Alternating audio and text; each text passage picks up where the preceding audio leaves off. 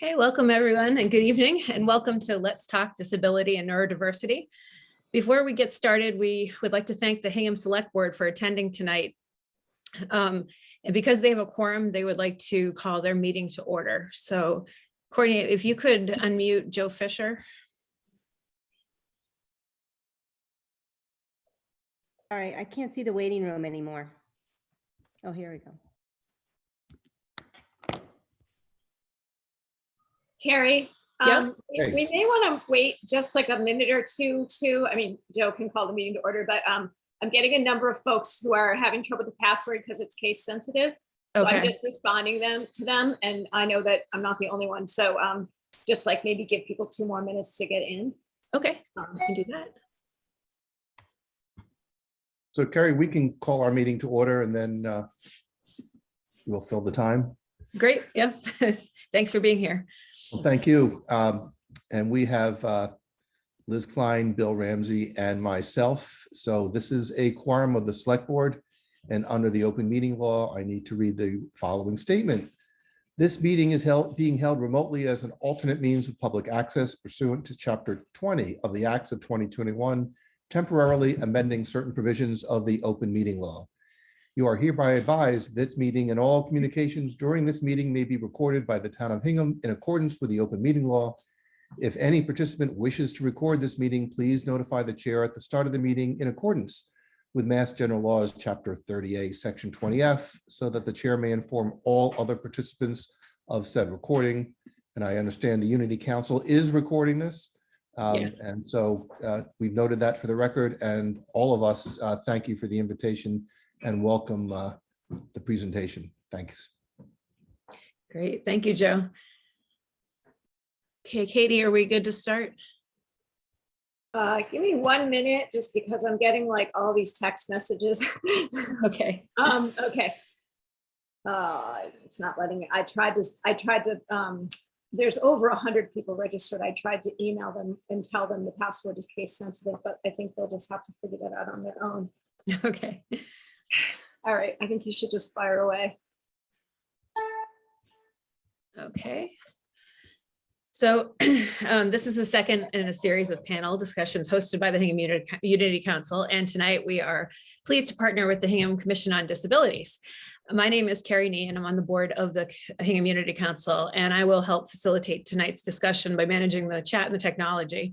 I grew up in the South Shore in Plymouth and Duxbury, and my husband, Glenn, and I, and our 2 boys have lived in Hingham for 15 years. I was drawn to this topic because both of our boys have autism and our younger son is legally blind as well. So we have a experience as a family watching the boys grow up as people with disabilities in Hingham.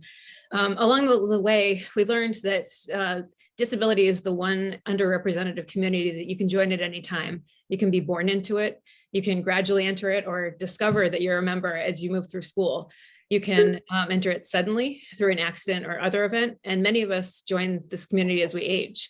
The disability community is also the largest underrepresented group. You can look at any other group, any socioeconomic class, any race, any ethnicity, any religion, any education level, any age, and you'll find people with disabilities. It intersects with everything.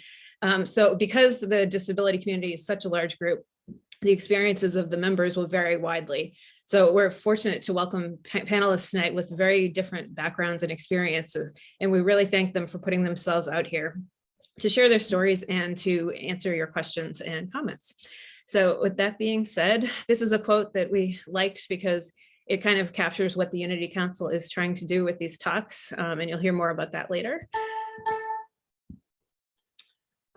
If you're joining us a little late, a live transcript of tonight's event is available. Here are some instructions for that.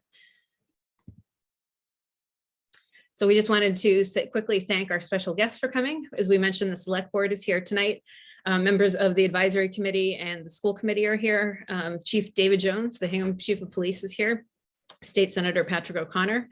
Many members of the Hingham Public Schools administration and staff, including Dr. Suzanne Vennis, who is the Executive Director of Student Services, members of the interfaith clergy, and really all of you for taking time out of, this is a very busy time of year, and we appreciate you taking time to join us. So before we get going, we want to tell you a little bit about the Hingham Unity Council and the Hingham Commission on Disabilities. So I would like to introduce the chair of the board of the Unity Council, Katie Sutton. Hi, everyone. I apologize in advance. My puppy has decided that right now he's going to throw a fit, so I hope he's not too loud. I want to start off by saying how wonderful it is to see so many people here engaging on this topic in this conversation. It's really just on behalf of like the board and the people who planned this, it's just so wonderful to see. It's going to be a great night. It's going to be very interesting, and it's going to make our community better. For those who don't know what the Unity Council is, we started a couple of years ago to create opportunities for in-person dialogue and exchange about some tough issues that were cropping up in our community. We wanted to talk about these issues that can be uncomfortable or awkward to talk about, or sometimes even scary in ways that were constructive and productive, and find ways, maybe find opportunities for improving our community based on these conversations.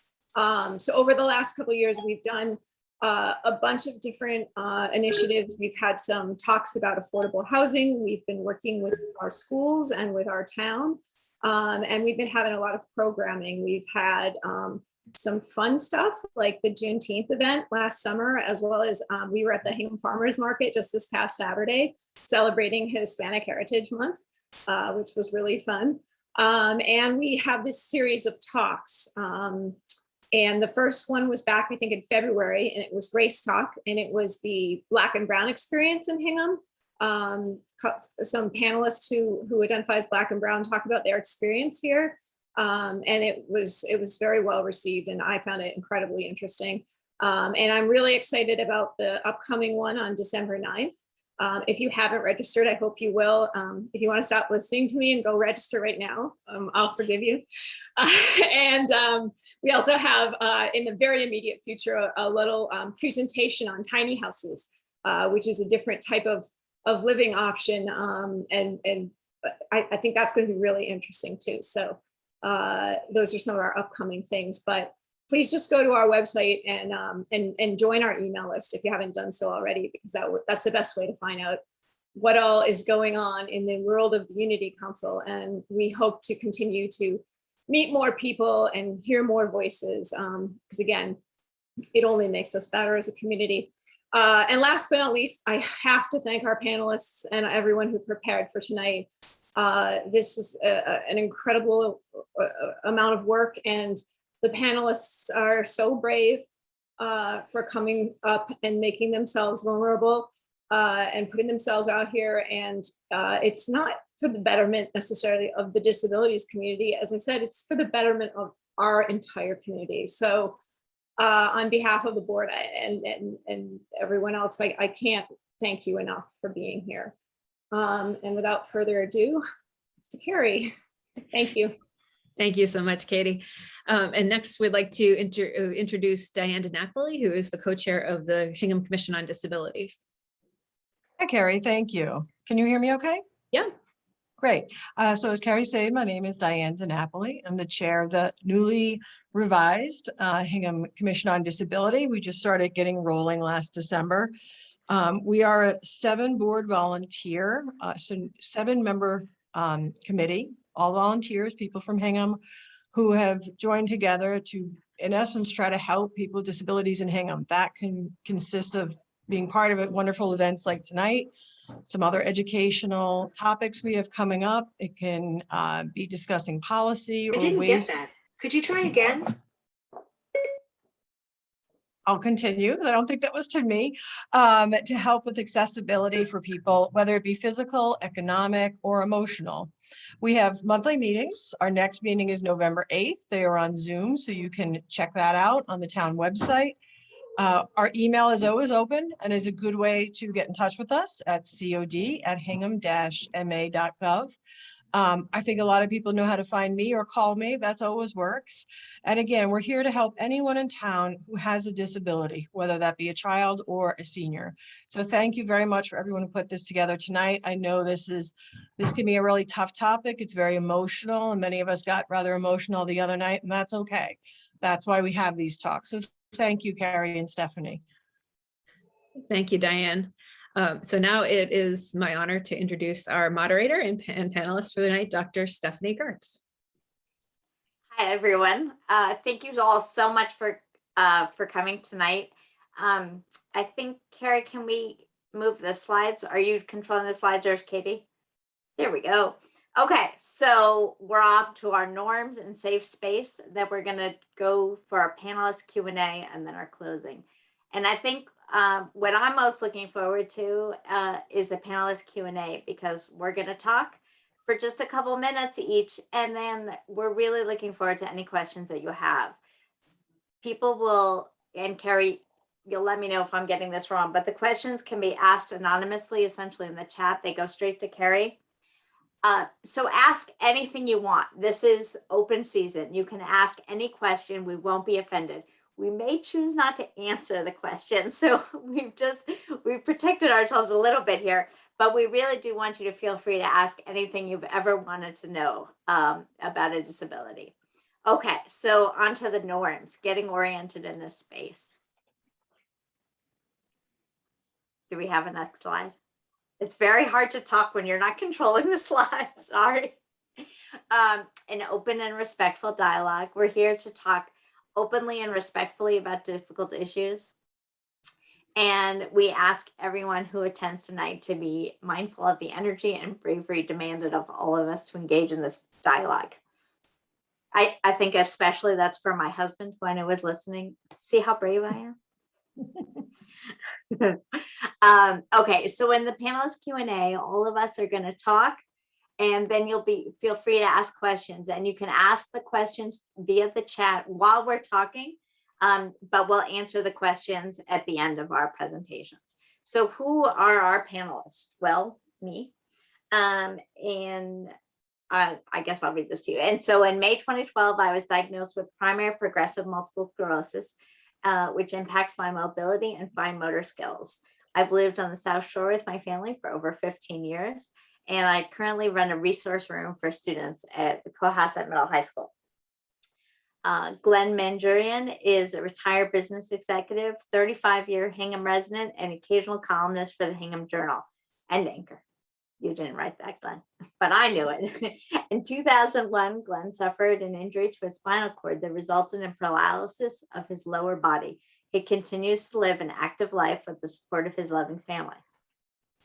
Ryan is a senior at the University of Lynchburg in Virginia, who plays lacrosse and went to the Landmark School for students with dyslexia and language-based learning disabilities for 8 years.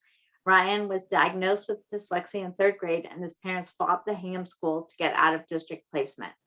Now, I'm having some Zoom issues because I have people covering Diane. And I know it says great things about you, Diane, but I can't see it.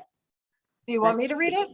Yes, that would be great. Could you? Thank you. Okay, I'm sorry. so Diane Napoli is currently which is me, I'm sorry, this is a little confusing, is currently the chair of the Commission on Disabilities in Hingham. She is speaking tonight about PTSD, post-traumatic stress disorder, and invisible disabilities. I'll leave it at that. Go ahead, Stephanie. Next slide, Carrie. Okay, all right. I'm going to see if I can. Oh, I was able to fix it. Thank you. What will the discussion look like? So Carrie will see questions in the chat and provide them to the moderator. We apologize if we can't get to all questions this evening. All questions must be sent via chat and will be asked anonymously. Chat between participants has been disabled and the audience muted. Those who participate in group activities are supportive of all individuals in our community and respectful of who they are and their disability. It is essential that all who participate in this event and group be mindful of the sensitive nature of discussing disabilities and neurodiversity. The experiences our panelists are choosing to share are real and sometimes painful, in hopes of raising awareness within our community.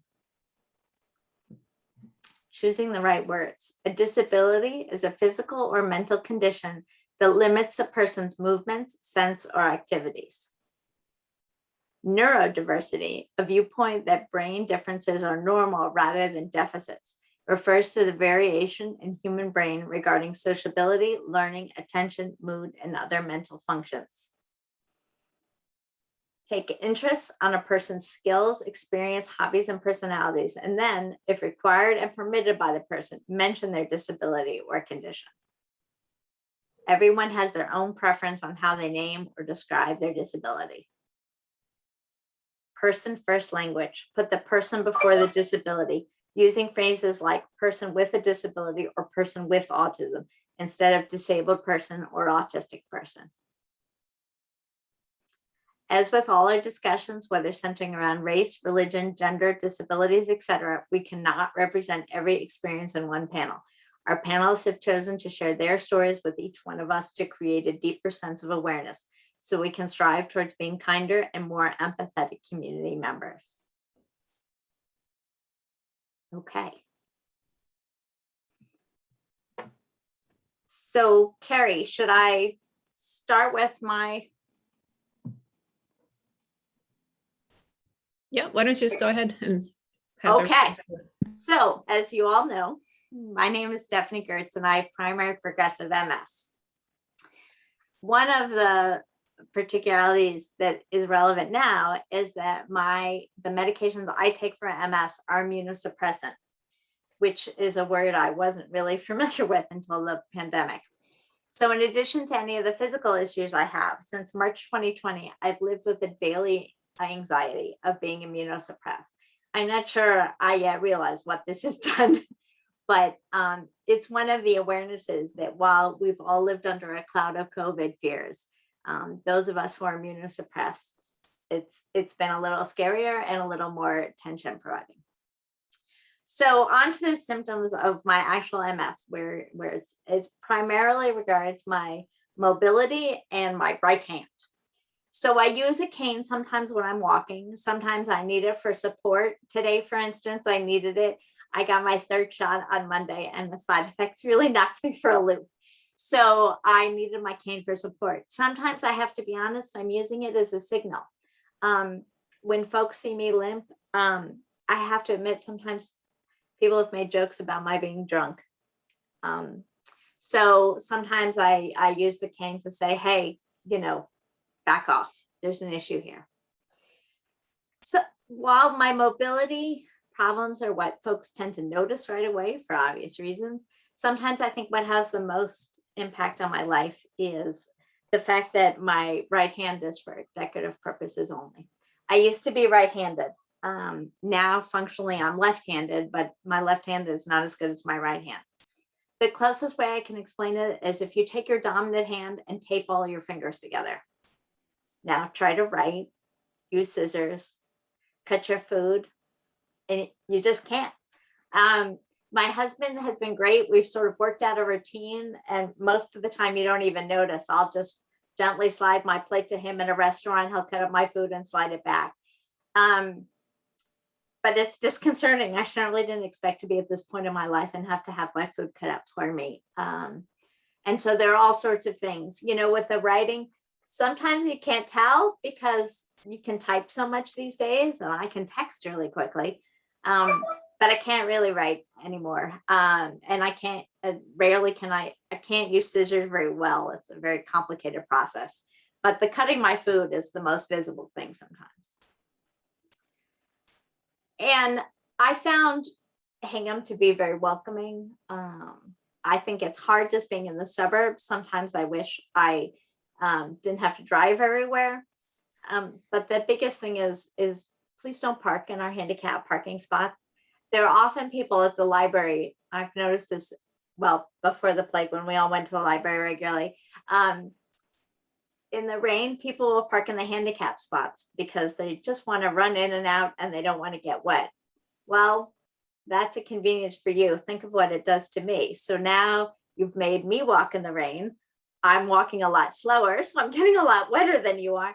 And it also magnifies the chances that I'll trip and fall. So please don't park in the handicap spots. They're there for a reason.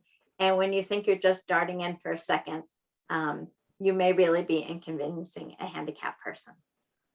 Okay, so now I'm going to go on to our next speaker, Glenn. Would you like to talk now? Thanks. I'm really pleased to be with you tonight. May 26, 2001. This is the day my life changed forever. It's been over 20 years since I suffered a spinal cord injury, became paralyzed with no feeling or movement below my waist. I was 52 years old. Because I can no longer stand or walk, I operate from a wheelchair, a manual wheelchair. As you can imagine, for the past 20 years, I've faced many challenges. Some are visible and others are hidden. I'm going to briefly share some of my daily challenges in 3 categories. First, the physical challenges are the most obvious. To start with, I live in a large colonial house with a master bedroom on the 2nd floor. I can't step up a curb, let alone go up a flight of stairs.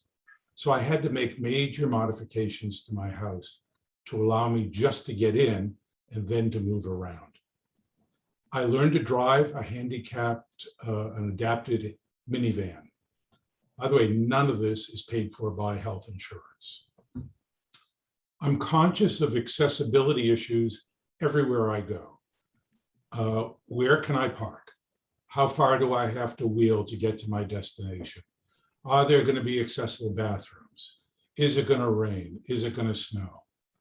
I've fallen out of my wheelchair while traveling on a brick sidewalk in Boston, and I was hit by a moving SUV in a parking garage, knocking me out of my chair. The second category of challenges is medical issues. For example, I have rotator cuff issues in my shoulder from overusing my arms. Also, I'm always sitting, so I'm vulnerable to bed sores, which are very difficult to heal. Now, the third category is the emotional challenges. You know, I'm no longer who I used to be, but I'm still the same person, just unable to walk. I went from blending in with a majority to now sticking out in public. I was 52 years old when injured, yet 99% of the people I interact with since my injury only know me in a wheelchair. Yet I'm more than the guy in the wheelchair. Now consider this. I dream every night, but I've never dreamt I'm in a wheelchair. Every morning I wake up, I face my reality, and I have to make a decision how I'm going to live that day. Now, I've chosen to focus on what I can do and maintain a positive outlook on life. I have a loving family and a great support system. I've learned to reframe my situation and achieve things I actually never envisioned, even as an able-bodied. It's hard to believe that I've been paralyzed for 7,447 days, living one day at a time. All in all, I still have a pretty good life. Now, everyone has a story, and thanks for the opportunity for me to share a glimpse into mine.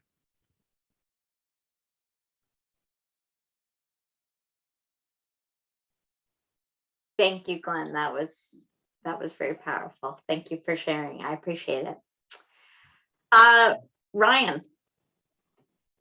Hello. Hi, I'm Ryan Kenny. I'm 22 years old. I'm from Hingham, Massachusetts. I'm a senior at the University of Lynchburg in Virginia. I play lacrosse there. And I have dyslexia and ADHD. I was diagnosed with dyslexia when I was in 3rd grade. It took me 2 attempts for 2nd grade. And it was a challenge for me because at that time, 2nd grade is where you're still learning to read. And when you get to 3rd grade, it's read to learn. And so I never was quite at that part where I could really read to learn. I'm still struggling on reading.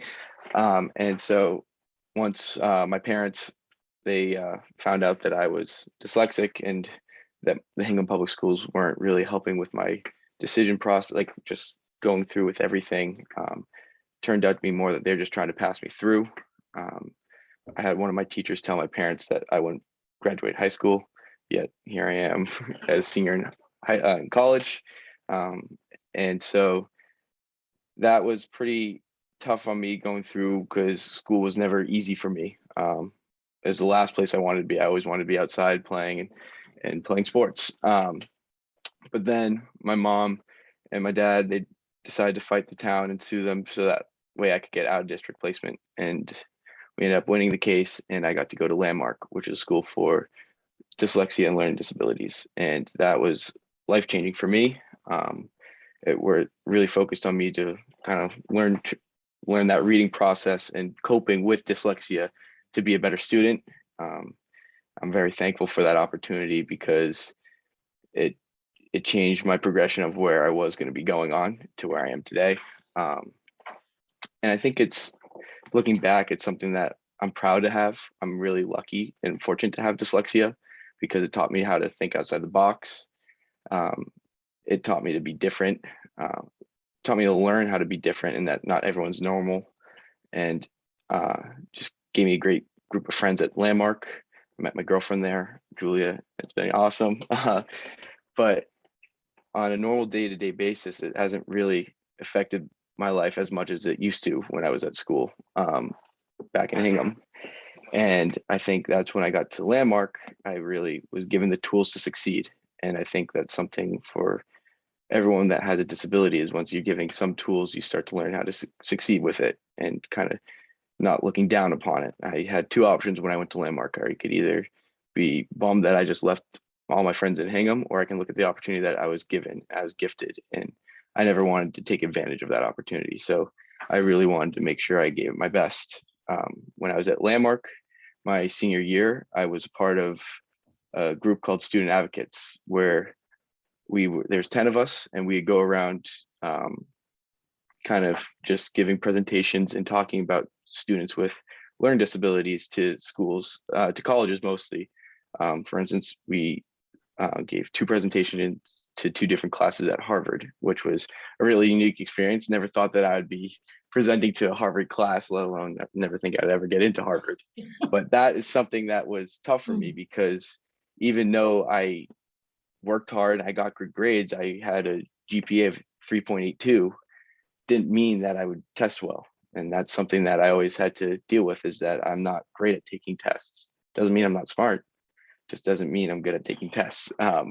And so when part of the talk and when I give these presentations at schools is I talk about my experience of going through the college recruiting process, especially for lacrosse. When I was going through the process, I didn't have great test scores.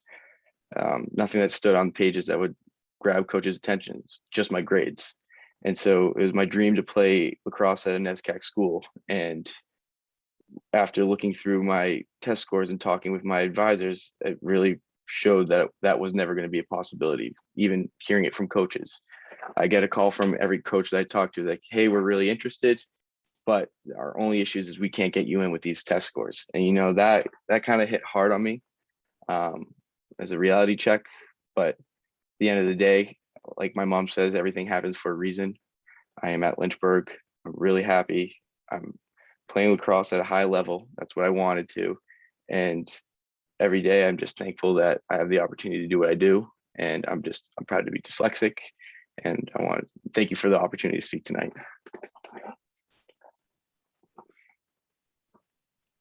Thank you so much. I really appreciated hearing it, and I'm sure I speak for everybody. Diane, over to you. Hi, Diane Napoli. I'm a little bit of a substitute here tonight. I'm here tonight to talk about PTSD and invisible disabilities.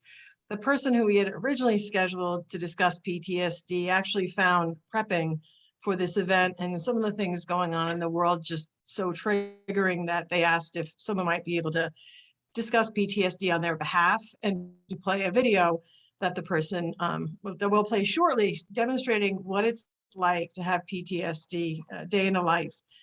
Post-traumatic stress disorder can affect anybody at any time who undergoes a trauma. I wasn't aware until I started researching that women are twice as likely to have PTSD in America due to sexual assault and rape. PTSD falls under what we kind of alluded to before as an invisible disability. And just to back up of what that means, invisible or hidden disabilities is just like the name sounds. You might not know it, you might not be able to see it. However, they are as real as any other kind of disability. If there's one thing I think we've all learned during COVID is many humans have a hard time understanding or believing something they can't see. And especially something we don't want to believe. And I think that is very true for a disability. I know myself having 2 children with invisible disabilities. At times I might say to an ADHD child, whether it be my own or maybe an adult, if you would just listen for a minute. That's very hard for that child to do if they're elevated. I'd like to ask us all, if you've known someone who's having depression or anxiety, come on, just feel better. Or if you just would calm down. And I think that there's a bias that you would not use those type of comments if someone maybe had a physical disability. I don't think you'd ask Len to go on a run. That would be considered very inappropriate. But yet someone with a physical disability is often told in school, just try harder if they just would focus. So again, I think it's really careful that we are sensitive to each other's needs. Not everybody might have a disability, but I think we're all going through some pretty hard times right now with COVID, and dealing with each other has changed quite a bit. I do also want to say, if you are a parent or a caregiver who suspects your child may have a disability, whether it's social, emotional, or learning, that can be very, very tough. There's a lot of emotions that go along with that, but please try to get the child tested sooner than later. Reach out to the school, reach out to your CPAC and get the child tested, because if you have early intervention, it helps the child in the long run, mentally, physically, emotionally. And also know your rights and be prepared that as a parent, I think Ryan and your mom and Carrie and many other moms on this call and fathers will have to be knowledgeable, steadfast, and never give up on the person with the disability. I would like to just say, if you yourself might be suffering from depression, I think there's a difference between feeling a little blue, feeling a little down, and having a depression. The disability, go back to that definition in the beginning, doesn't impact your everyday life where you no longer enjoy things you used to. You are calling into work, maybe you just can't rise to the occasion. Your anxiety is so much, you have aggression while driving. Stop and take stock. Do I need to do something? Please get help sooner than later. We have a number for National Suicide Prevention at the end of this presentation, but please, again, there are so many people in Hingham that can help. You have a great Commission on Disabilities. We can help try to help you find services. We have a great CPAC. So with that, I'd like to again thank the person who wanted to attend with PTSD. We are thinking of them. We know this is a very hard time for many who suffer psychiatric disorders. The stress of the world is very hard right now. So please, if you can now, watch this video. I think it demonstrates very vividly what it's like to have PTSD.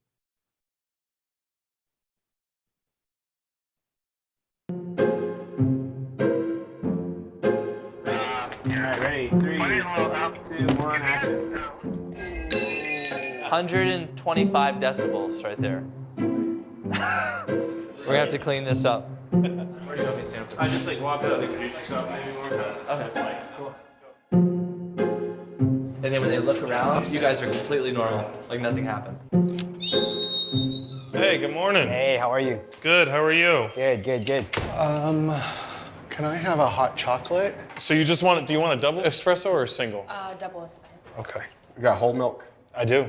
Let's do it. Okay, do you want a medium, large? No, medium. Medium, and do you want that for here? Yes, please. All right. Let's get this going for you. Do you want that for here or to go? For here is fine. Okay. All right, get ready. 3, 2. Okay. Did you hear that? Hear what? That explosion. No. Just making some coffee. What's the weather like outside today? Freezing. Is it? Yeah, I'm not a big fan of the cold. That's why I live here. He's gonna shake you. Get ready for dog barks. I don't know why I do it, but sometimes I just have to shake the beans too.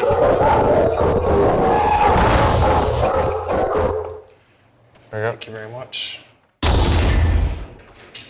What was that? What was what? You guys enjoy the day? Thank you. Let's get out of here. I don't know. Cut, camera cut.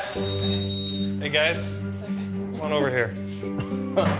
We've got cameras right here, and we've got a camera right here, a camera back here, a camera right here, one right back here, one right up there. And if you don't mind, I'm gonna take you in the back here. Just go on through.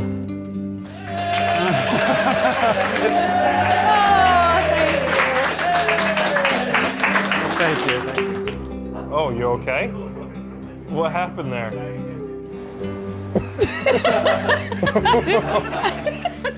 I'm veering you onto the one coffee I know how to make with my 4 hours of training as a barista. So, did you notice at all that no one else is reacting to the noise? How did that kind of make you feel? Alone?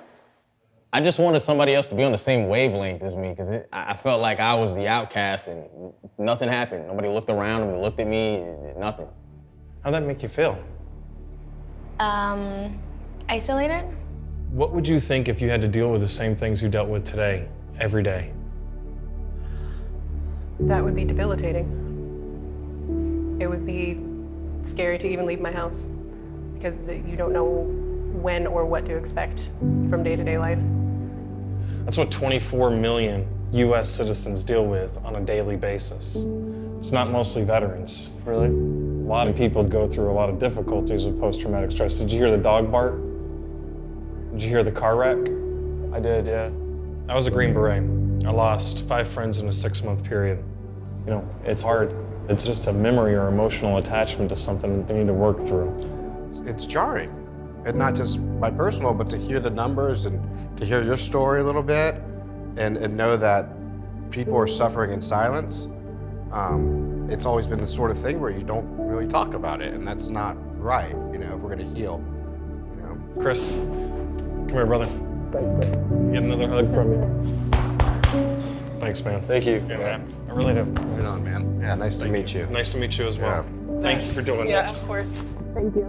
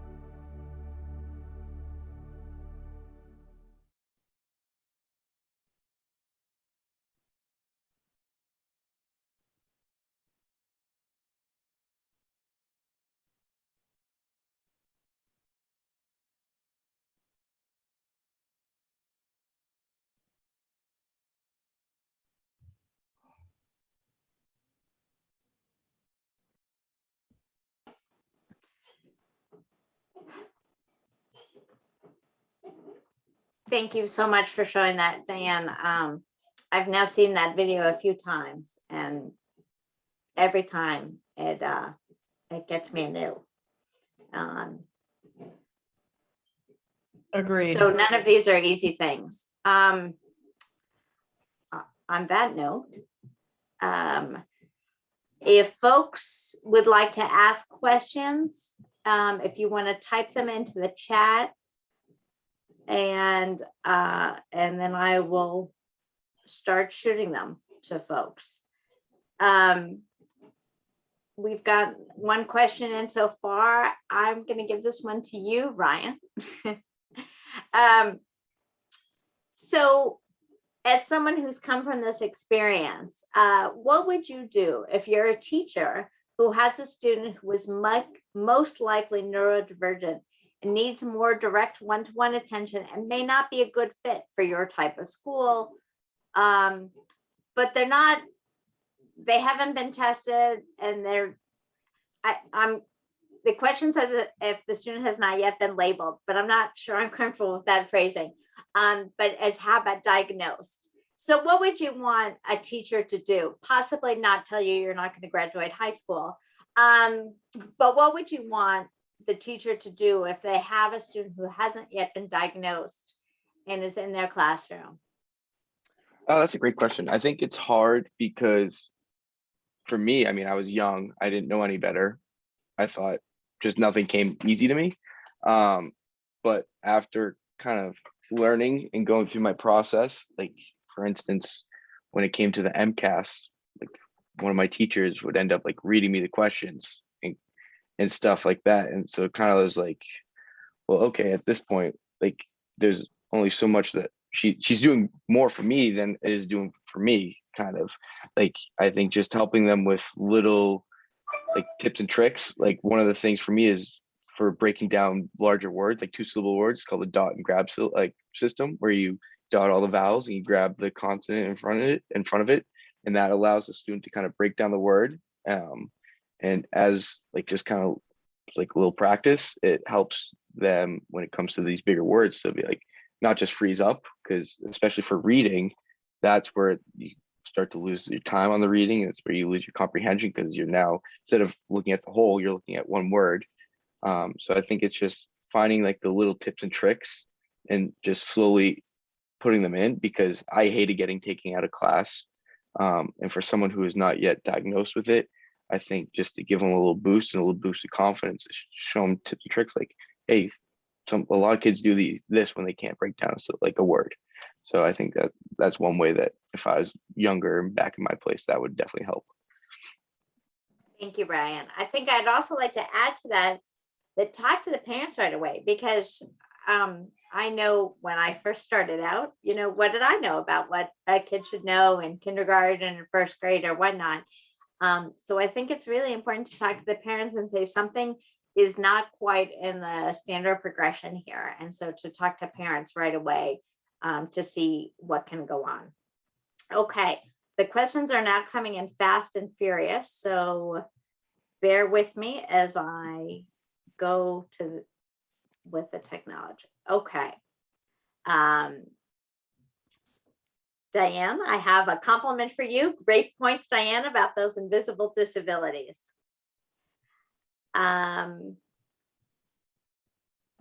Let's see. Oh, I have another one for you, Ryan. You should just stay on ready for you. Okay. I want to thank Ryan for speaking tonight. How did dyslexia affect you? This is from a mom who has boys in 5th and 7th grade in Cohasset. Wait, I'm sorry. I have to read the whole question. I apologize. How did dyslexia affect you in social situations with peers? So I'd say for me, like affecting in social situations, I think I kind of, for me, I don't really let a lot of things put me down. I'm open for like jokes and stuff. I kind of like situations to be funny. So I always kind of made fun of my own situation, and I kind of like would allow my friends to make it, because, I didn't bother me, because I thought, honestly, I was more lucky to have it than they were, because it gave me I had a different deck, and I just got to utilize it more than they did. But it was tough at parts, because, for instance, like I'll never forget when I was taking the MCAS one year, and it was time for like a recess or a break where everyone got to go outside, and they wouldn't let me go outside because I didn't finish this one part yet for this reading comprehension part, and I'd had it, and I was like, just let me go outside. Like I'm done doing this. And so that was hard, because knowing that my friends were out there and they're like, why is Ryan still inside? Like I was always the one last taking tests. I was always last reading, or God, reading out loud in the middle of class. That was always a nightmare. But I think learning that I had dyslexia, I think helped, because at the end of the day is non-controllable.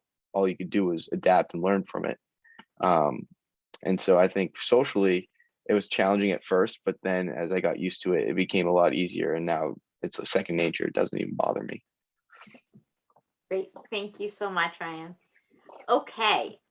Glenn, what do you want? Wait, I lost the question. Sorry, 1 second. What do you want us to know? If we were to walk away with something about your life, what would you want us to know? Well, let me answer that, not about my life, but I think this is important to know. I think the question that I get, the question that is never asked, that is most common, is how can I help? And should I help? And if I try to help, will I get snapped at, or will I make the person feel? And my answer is help. Help. For me, the most common help that I need is opening doors. You would think that, well, all doors are electric. No, they're not. Very few are electric. And I wouldn't even ask, can I help you? I would just open the door. And by the way, when anybody asks me if they can help, I always say yes, even if I don't need the help. And the reason I do that is because I know that they will walk away from the encounter feeling really good, that they did something really good. So that's sort of the thing that comes to my mind, that if you see somebody that has some physical disability, look for opportunities to help and then do it. Thank you, Glenn. The next question, I guess that's for me and for Glenn. Do people with visible disabilities prefer that people who see them regularly ask them about their disabilities? Does this seem like someone cares and sees them as people, or does this seem nosy? How do you feel about that, Glenn? Does it feel nosy or helpful? Well, it doesn't feel nosy, but I don't get asked that very often. People don't say, well, how are you doing? In part, I know that when they ask that question, they really only want one answer, which is, I'm doing fine. You know, regardless of how you're doing, I'm doing fine. If you were to say, no, I'm really having a crappy week or month or day or whatever, now they don't know what to do with that. Right. So, you know, that's sort of my gut reaction to what you said. I have to admit, Glenn, that I'm with you there. I think it probably would be better if we were more open with folks, but I really only tend to tell my husband when I have bad days. But I'm trying to be a little better about that and let folks know. Stephanie. Okay.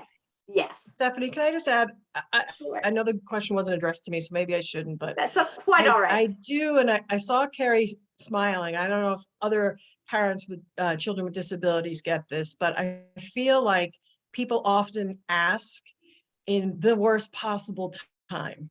You're about to put out Christmas dinner, you're getting a turkey out, and they come and want to have an in-depth conversation about how are they doing. And so I think that question is, just be mindful, would you want to be asked that question?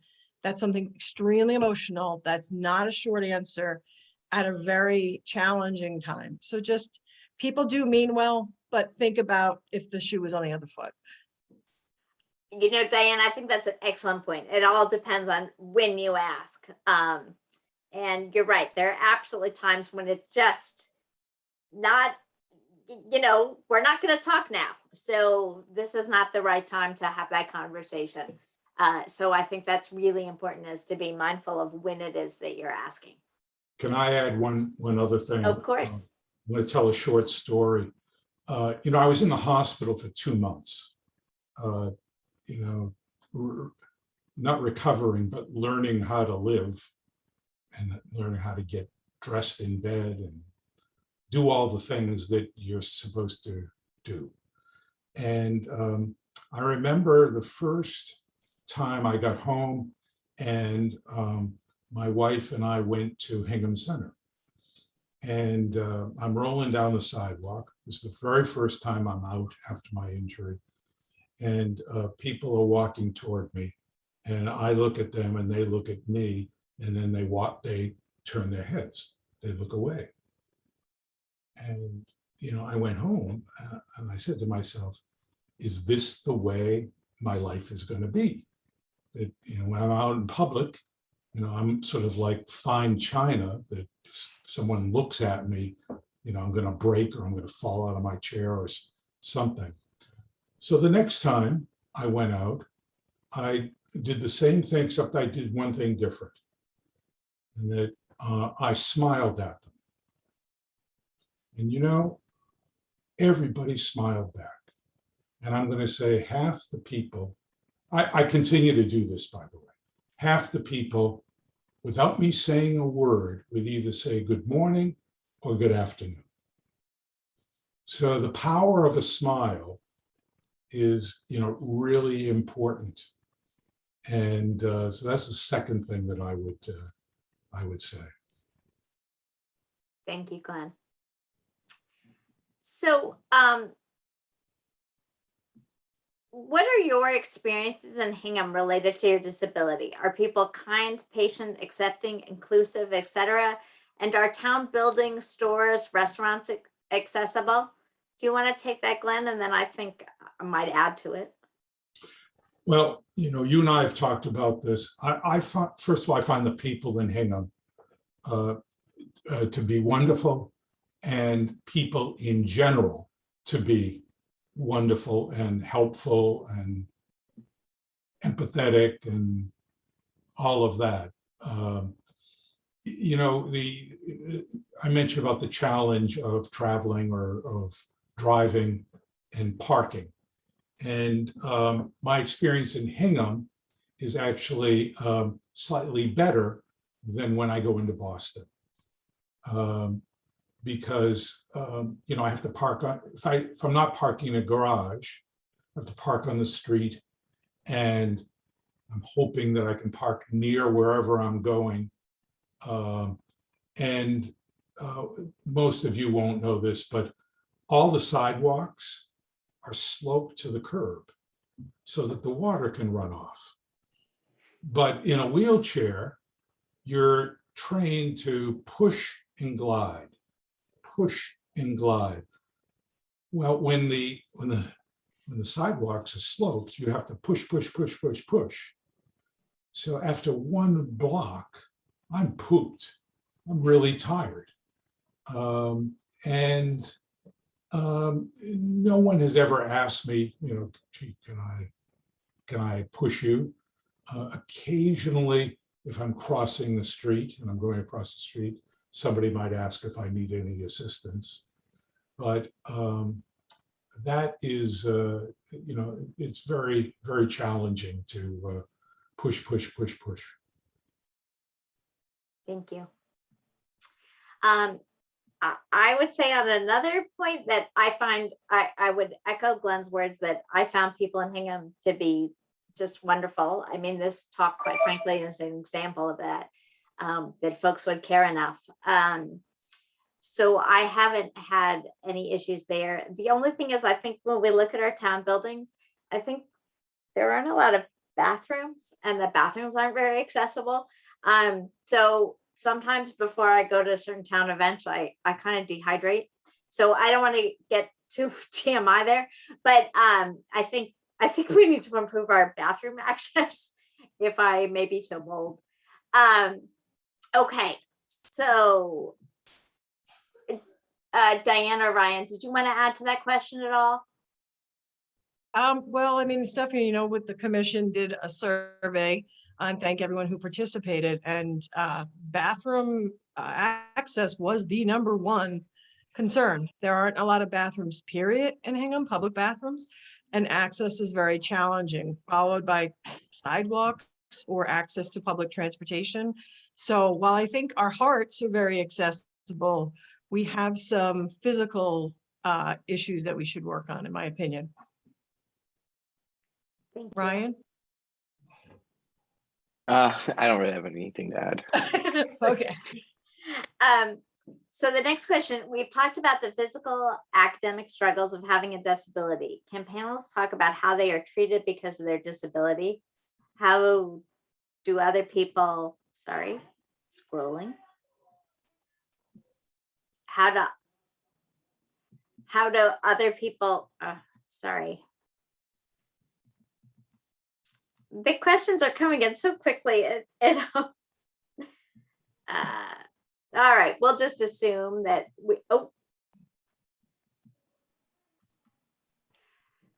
how do other people sometimes treat you when you have a disability? How are you treated? Because how sometimes do other people make life harder rather than the disability itself? Especially interested in hearing Ryan's perspective. So we'll start with you, Ryan. Start with me. So for me, I'm a visual learner. And I think growing up playing sports in Hingham, like learning an offense, learning this, like when a coach is speaking directly at me, trying to help, I think that's where the frustration could come about, because sometimes when people are kind of saying things to me, it goes in one ear and out the other. Like I don't comprehend it as fast. And especially now when I get taught an offense, I have to go meet with one of my coaches, and we go on video, we'll break it down on the field, just because I'm more of a visual learner. So I think that patience is always a key for everyone, but I think that's where I would kind of emphasize where things would be on that side. But overall, I don't really have any issues. I think just because mine's more of an academic issue and kind of process. Oh, actually, no, never mind. When I'm reading directions, I always screw up the directions, and that annoys my friends sometimes because I'm not the best at reading streets or something like that. Or if I mix up my left and rights, and yes, I had to do the L on the steering wheel of my right when I first was learning. And I think that's just common things and just little things. So nothing really too big, but I think patience is the key for that one. Thank you. Glenn or Diane, do you have anything to add to it? How sometimes other people can make it harder? If that's true for you ever? Well, I don't know if they make it harder. I think that, as I mentioned, they may think that I'm fragile. But the biggest issue that I have with other people that don't know me, that I know that there's always a background conversation going on between them and themselves about me.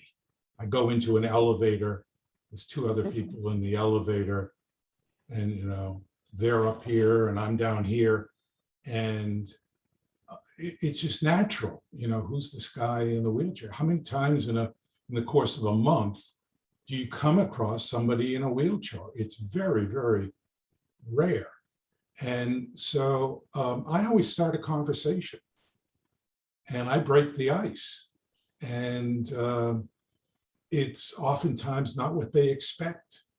I've got 2 degrees, I was a successful business guy, I can't pass out my resume, but my resume is probably as good, if not better, than theirs. The only thing is I can't walk, can't stand or walk. So, I try to break down those preconceived notions of, who the heck's this guy in the wheelchair? The other thing I'd say is sometimes I turn it into an advantage, because I know that I'm memorable.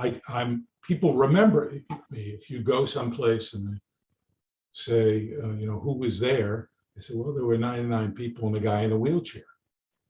So if I go to a restaurant, people will remember me after the second time there.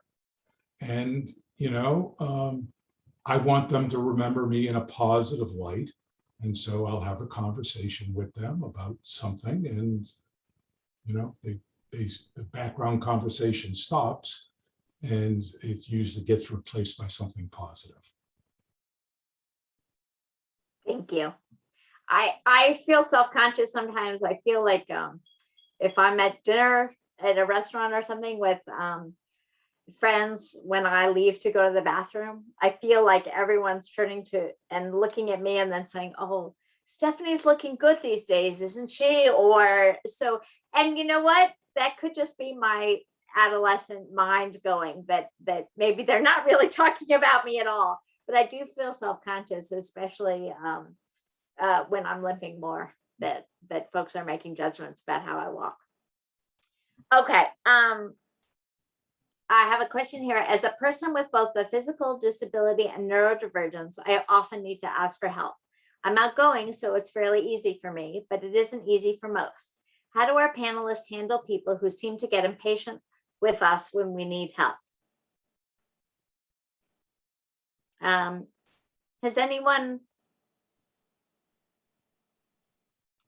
I have to say, I haven't really faced it, but people aren't usually, I haven't faced impatience myself, or if they have, they've hidden it from me, so I'm not aware of it. Ryan, Glenn, Diane, are you aware? I agree with you. For me, I think more of it is just I worry on the end of the patient's side than when something actually happens. It never ends up turning that way. So I think it's more I overthink things sometimes, and I think that people will be quick to judge, or I think that might just be my anxiety in me. But I don't think I've ever really had an issue one-on-one with someone where if I was asking for help, they wouldn't help me, or they'd be impatient with helping me. I think I just kind of put that thought in my own head that they're going to be that way, but I don't know. Great, thank you. I just want to remind folks that if you have questions, to put them in the chat. I think some folks are raising hands, and that's great, but I can't see you. So if you have a question to ask, just put it right in the chat and we'll try to get to it. For Ryan, I loved hearing you say, "I am smart, I just don't take tests well." You are smart and you are dyslexic, two truths that exist at the same time. After arriving at Landmark, when did you truly realize that you were smart? Ooh, that's a good question. I think when just reading started clicking, I think at the end of the day, I remember vividly when I was in first grade, things just not being easy. And I hated it because for everyone else, everyone's going this way, and I feel like I'm going backwards. So I think once I finally just felt like I caught up, I think I gained the confidence. I think I gained confidence in myself with reading. I gained confidence in myself with math. Like last semester, I had a 3.71 and made Dean's List. I think just setting up these goals and just working hard. Like I have to work twice as hard as the person next to me to get to what I want in my education. So like if I have a teammate in my class and we're doing homework and he's already done in 30 minutes and I take an hour and 15, we might still get the same result, but I just had to work harder for it. And I think for me, knowing that I need to put in double the work to get where I need to do and to have that confidence and back myself, and just I think the confidence was really key in having and not just being passed along. Thank you. The next question is for me. The questioner is a master's student in urban environmental policy and planning. What infrastructure measures in public spaces, indoor and outdoor, would best benefit you? Well, let's see. So I like more bathrooms. I like those facilities to be accessible, elevators, a lot of railings on stairs. It's amazing. You may not notice how many stairs do not have railings, and you really need railings to give you that extra assist. You need access that's not dependent on stairs. In other words, so Glenn can easily get in the building as well, and so he can travel around. And in general, you want it to be opening and welcoming. When we bought our house in Hingham, it was a new build, and I was very lucky. And my builder, his father-in-law, I believe, had MS, and so he added a lot of railings to the house. And once he saw how it looked, he said, "Wow, this looks so finished. I think I'm going to always have that." But like our front steps didn't have railings. We only had 2 steps to go up and down, but I can't go up and down 2 steps without holding on to either my husband or a railing. So it was great having those put in. So I think things like that would be very helpful. I hope that answered the question enough. Okay, let's see the next question.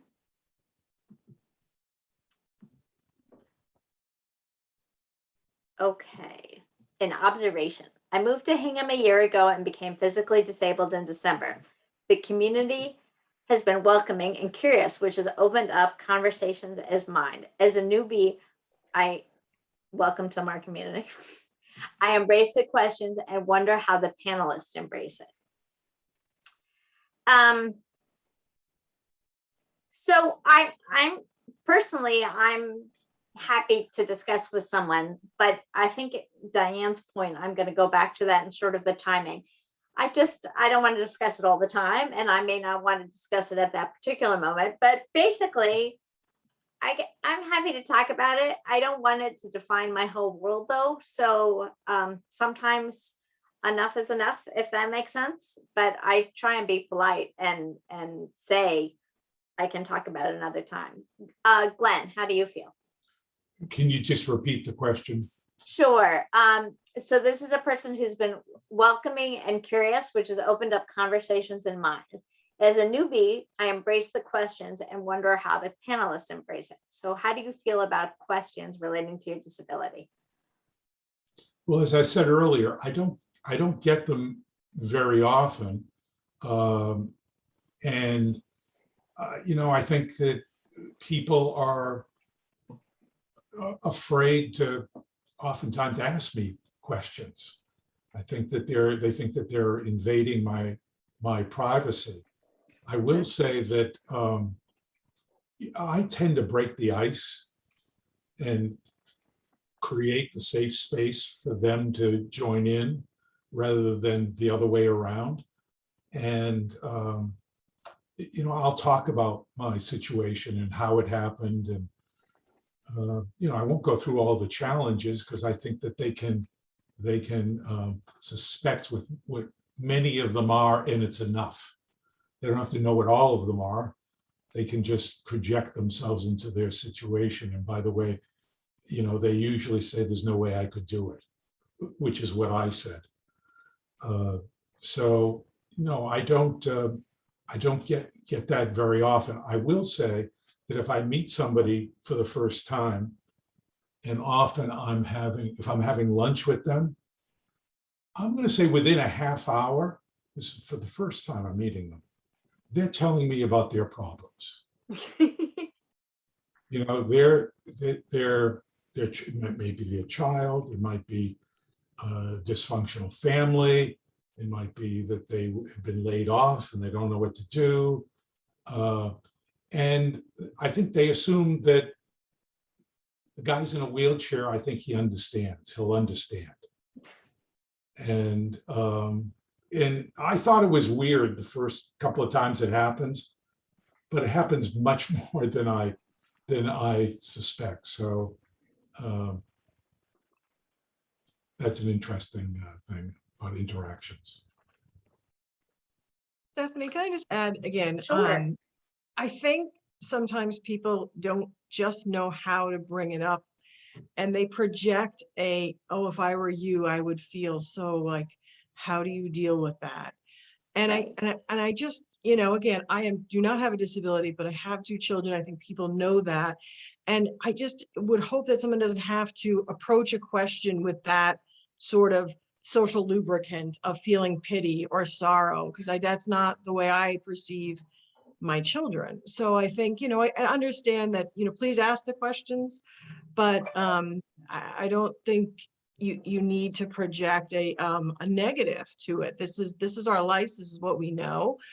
I don't know what it's like to have a neurotypical child. That's great. What's that like?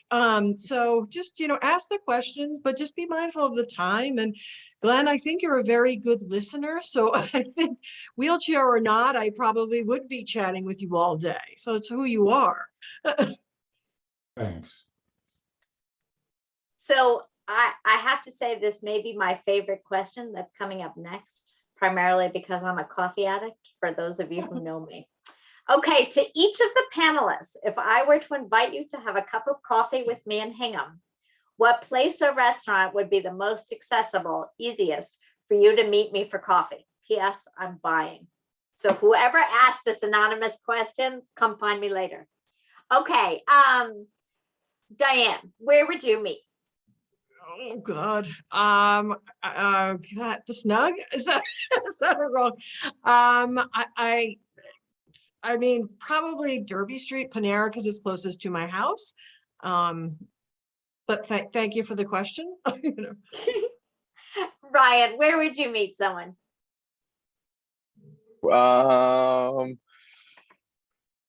Maybe Brugger's. I don't know. I'm not a big coffee drinker, so. Okay. Oh, Ryan, and we were getting along so well. Wait till you have kids, Ryan. You'll be drinking a lot of coffee. Glenn, where would you go for coffee?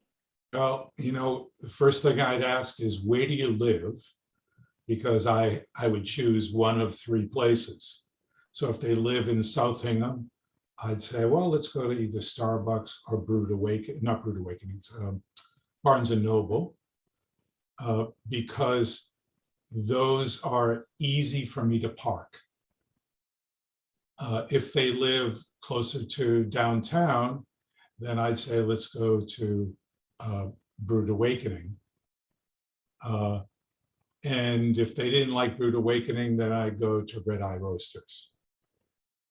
But the filter would be, where do you live? And go through my head, is it easy for me to park and get to where we are? And then I would also check to make sure that the weather, it wasn't raining or snowing. Because if it rains, I can't carry an umbrella and roll.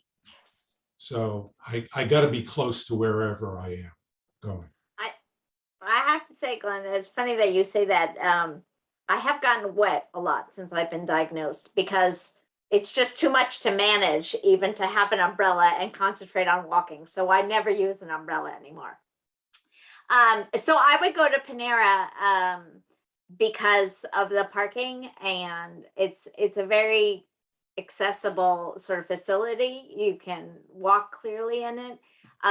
They also have a lot of staff that can help you. So for instance, I have learned not to carry hot liquids.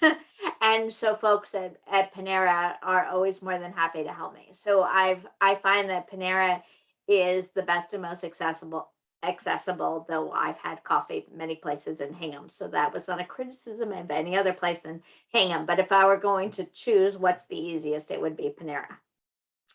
Okay.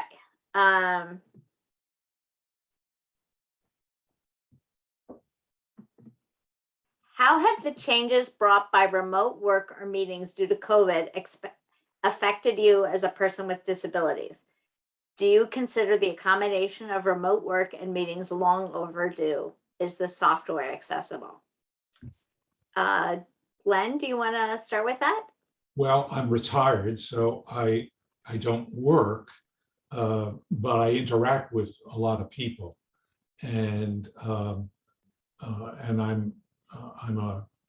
a regular on a Friday morning senior Zoom call, and I've only met the people once in person, but I've been doing this call for a year, and so I find Zoom to be wonderful. I'm used to the technology.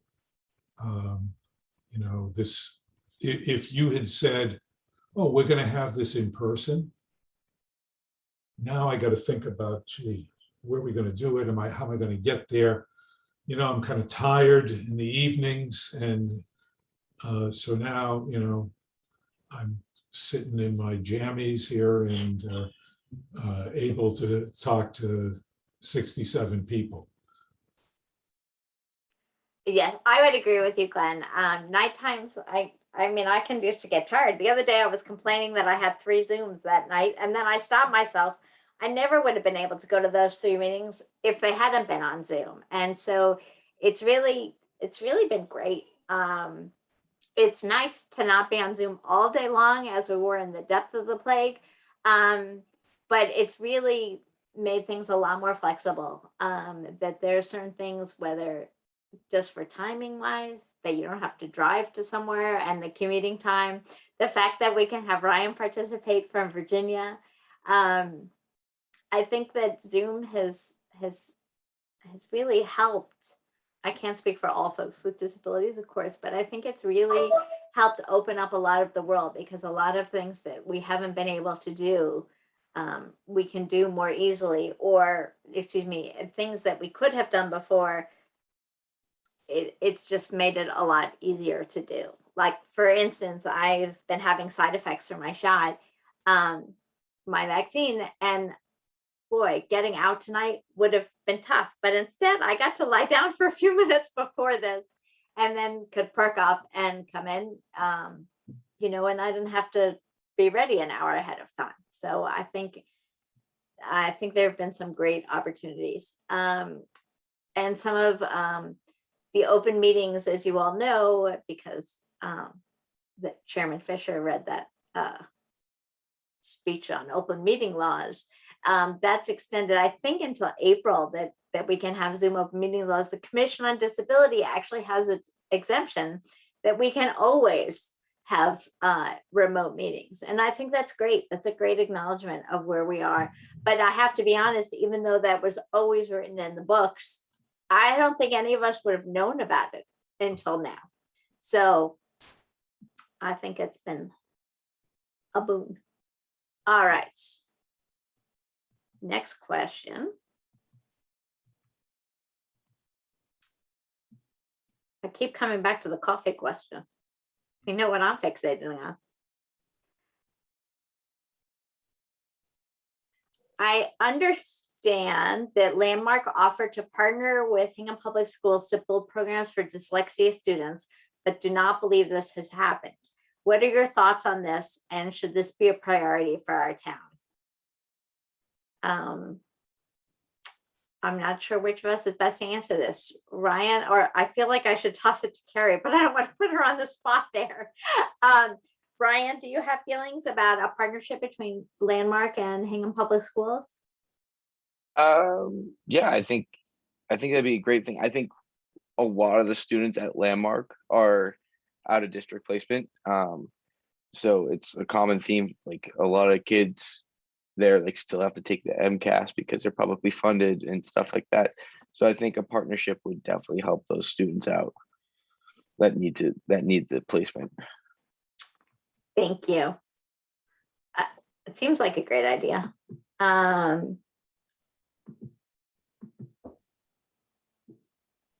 Okay.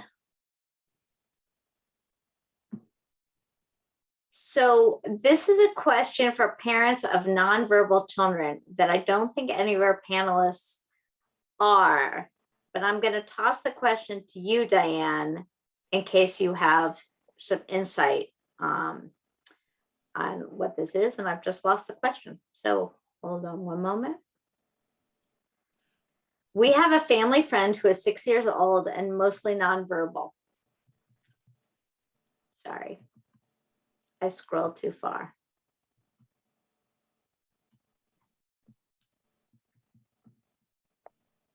Sure was a great question.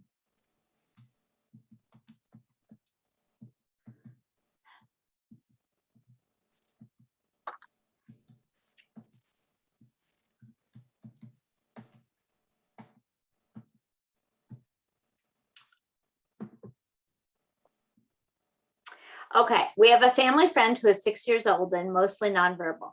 Occasionally he will say hi when his parents help. I always say hi, of course, but try to talk to him or make comments about his cool shirt or something relevant. I'm never sure if I'm making it more awkward to keep talking or asking questions, or if that's better. I'd like to give my kids guidance on how they can include him in games or conversations. Any books, resources, or recommendations that you have on this topic would be appreciated. And Diane, I know this doesn't exactly apply to you, but I was wondering if you have words of wisdom you could pass on. I would, thanks for that question, and you're being thoughtful of that child's feelings. I would ask the parents. Usually the parents are the best, you know, they know their child inside and out. I think it's important to engage with the child, but I would, just off the top of my head, I've had those experiences with my youngest where people just don't know what to say and what not to say. And if that child may be in the spectrum, there can be a lot of triggers for kids that you would never know. So I would just, you know, top of my head, ask the parent, is it, you know, what is he like? Maybe the child loves Thomas. And if you're just talking about it, that's going to light him up or her. So just, you know, engage and don't, it can be hard for other kids to sometimes know what's okay and what's not okay. But again, keep having these conversations, ask their parents, and thank you for even thinking of engaging the child, because a lot of times where these kids, mine were often left out. Thank you so much, Diane. I appreciate your thoughts on that. Ryan, I'm sorry, I didn't ask you, we're going back. I know you're not nonverbal. I was wondering how you felt about Zoom and how that's helped, or how have the changes by remote worker meetings due to COVID affected you as a person with disabilities? It's good and bad. Okay. The bad being, like, for instance, last fall I had to learn accounting over computer. Right. And that was very difficult because yes, the class would meet once or twice a week in person, but a lot of the teaching was also online as well.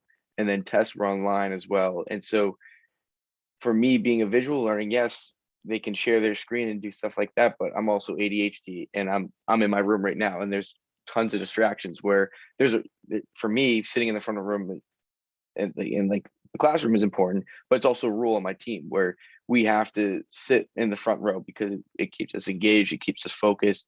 And there's a study that you will do better in the class if you're within this triangle in the room, whereas we don't want to fade back. We want to be attacked in front. And I think that I lose a little bit of that of engagement with especially stuff when they're writing on the board and taking down notes. And then teachers would also put videos on their websites. So it can be a little bit challenging, but at the same time, it was a little bit easier for communication with the teacher because they went to virtual office hours where now I can just, if I'm leaving class, I just hit end and now I can quickly hop into a Zoom call with the teacher or another teacher from another class. So there are pluses and there are minuses. So I don't know. I don't think I like being in person better for me personally, for schooling, but that's just how I am. Thank you, Brian. I appreciate that you gave us a more nuanced view. I have to admit, I'm just looking at it for various committee meetings and things. And so I like the ability to Zoom and not have to go out after dark. But I work in person, so I have that as a balance too. Okay, I'm going to ask one last question before we wrap it up. So for everybody, I'd like all the panelists to answer, if you might, what resources, nonprofit, or organization has been instrumental to helping you manage your disability? Diane, do you want to go first? Well, again, I don't have a disability, so I feel a little awkward, but I honestly think the best resource ever is other parents, other people with similar disabilities or experiences. It's how you learn the most. Just keep asking questions. Do not give up. And, you know, there are days that are tough. Go to bed early, wake up the next day, and it tends to be a little better. I'm sorry, that's not a great answer. No, Diane, I think that was a great answer. Glenn, has there been an organization that's been particularly helpful to you? Well, I would have to say that Boston Medical Center is the hospital that I was taken to, and I had my operations there, and I spent 2 months as an inpatient. And I scanned who was on this call, and I don't think she is still on the call, but one of my nurses at Boston Medical Center happened to live in Hingham. And she and I have become friends, and we try to have lunch at least once a year. It is it's a great place. It's not a place that I ever dreamed that I would be. Their motto is exceptional care without exception. And that's precisely what they do. They treat the people from Hingham the same way they treat the people from Roxbury and people from whatever town they come from. And isn't that the way it should be? So, my hats go off to Boston Medical Center. Thank you, Glenn. And by the way, Ryan. my hats go sorry. off to the nurses in particular.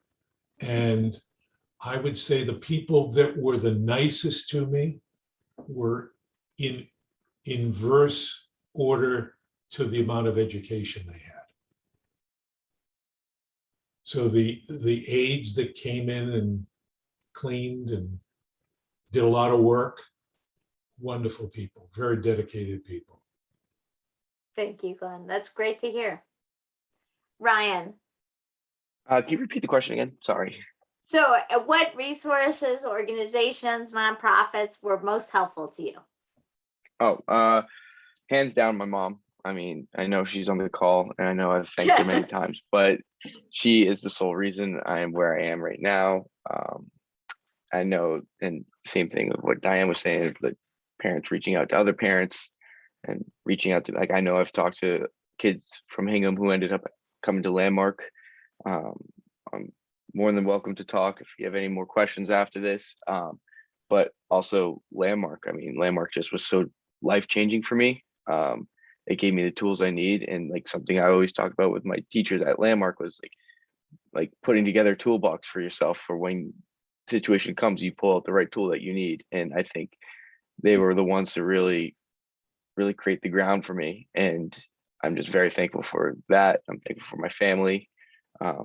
Yeah, that's really all I got for that. Great, Ryan. Thank you. I would have to say for me, the MS Society has been hugely helpful to me. Not necessarily the parts that they would think would be the most helpful, but they have a monthly magazine, Momentum, and sometimes they pile up and I don't read them promptly, but almost every issue when I read them, something speaks to me. Either someone's going through what I've gone through, or there's a helpful tip that I'm going to follow up with. And so I find that very useful. And I've really gained a lot from that. Great. So we're just about at the end. Carrie, do you want to, for closing? Definitely. I just want to thank you all for this was a great discussion, and thank you for just being so open and sharing your stories. It's not easy, but I learned a lot, and I think everyone on the call did. So thank you very much. And thank you, Stephanie, for moderating. Quick thank you to the Unity Council members and the Commission on Disabilities for all their help organizing this, and specifically Courtney Orwig, Michelle Ayer, Tim Miller-Dempsey, and Katie Sutton for helping with the presentation tonight, and Katie for putting the slides together. So I don't have anything else to say, but I think maybe the select board needs to adjourn. So I'm going to stop sharing for a minute. And thank you to everyone else who took the time to join us tonight. It's a great turnout, and we're really thrilled to see you all here. So, let's see. Hey, Carrie, All right. can you hear me? Yep. Yes. So on behalf of the select board, thank you. The presentation was exceptional. I certainly learned a lot. And Stephanie, you're right. The remote options on the open meeting law are extended through April 1st. And we are taking advantage of that. So with that, I will accept the motion to adjourn from either Liz or Bill. So moved. Bill may be muted, so I'll second that motion. Now. Okay. So we need to do a roll call vote. Liz Klein, how do you vote? Aye. Bill Ramsey, Aye. Joe Fisher. I also vote aye. We are adjourned. Thank you all. Incredible presentation. Very good. Thank you. Great job. Thanks so much. You. Thank you for joining us.